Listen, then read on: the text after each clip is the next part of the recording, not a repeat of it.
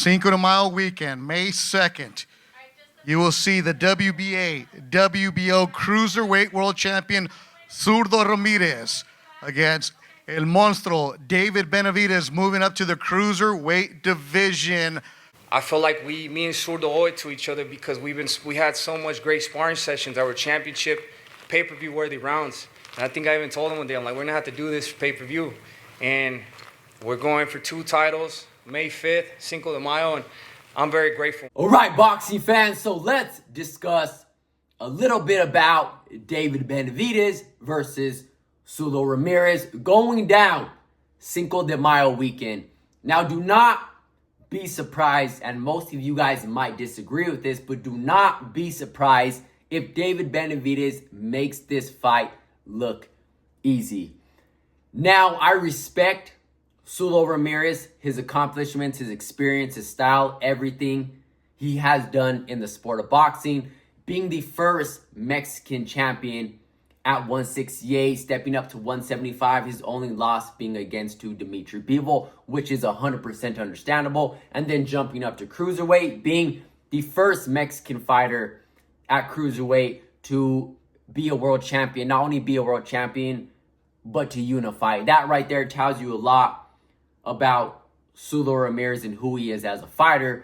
But what separates Benavidez and Ramirez for me, and I really have David Benavidez, his standards are really high for me, and he's always exceeded and continues to go past my personal bar, to go past my personal rankings, and is really high on the pound for pound list. And I see David Benavidez being one of the faces of the sport, if not the face of the sport of boxing, because his style, the entertainment he brings to the table.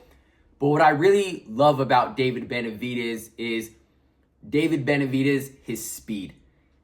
His speed for his weight, for his height, is unmatched. The amount of punches that David Benavidez throws, the amount of combinations that David Benavidez shows is unmatched. And I think that's what separates him from a lot of these bigger fighters from 168, especially 175, and especially cruiserweight. Now, not only does he have that speed for his weight, once again, it's ridiculous that David Benavidez once again has that speed for his weight, for his height, but also the power, his ring IQ. David Benavidez has great experience, especially at 168, but his underrated defense, his head movement. Now, I think David Benavidez does get hit a lot, but that's only when David Benavidez wants to, when he's willing to brawl with you, when he's willing to take you to deep waters. And this is another thing, what I like about David Benavidez and what separates him from different fighters.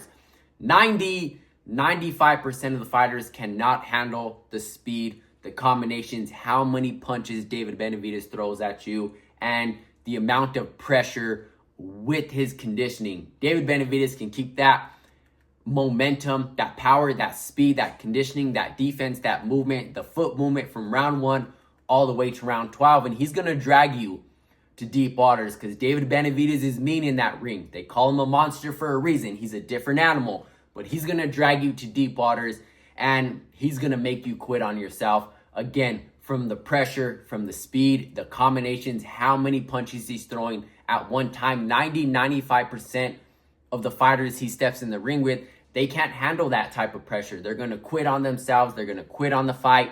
David Benavidez is either going to stop you, knock you out, or he's going to make the scorecards wide. And I actually think that's what's going to happen here. And not only does David Benavidez have the speed, the power could be up for debate, but everything is checking off for David Benavidez on his side on many different categories. Now, David Benavidez also has the youth on his side too as well. But again, do not be surprised if Benavidez makes this fight look easy. I wouldn't be surprised if David Benavidez actually might stop Ramirez. I know no one has ever done that in his career, but do not be surprised if he stops him, if he knocks him out, if David Benavidez is too much to handle for Ramirez, because again, he's an entertainer. Not only does he fight for himself, not only does he he fights for the fans. He wants the fans to be entertained. He goes in there to fight. He goes in there to brawl. He goes in there to box. He makes it as entertaining as possible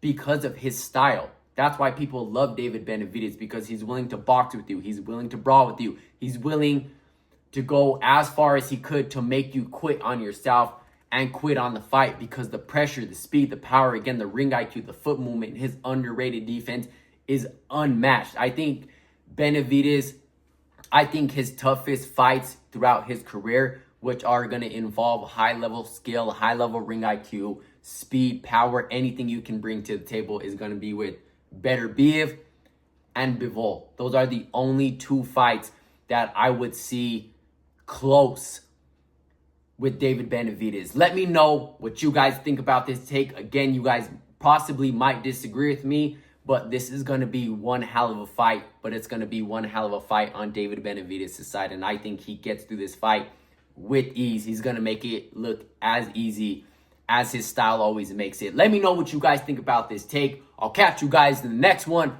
I'm out.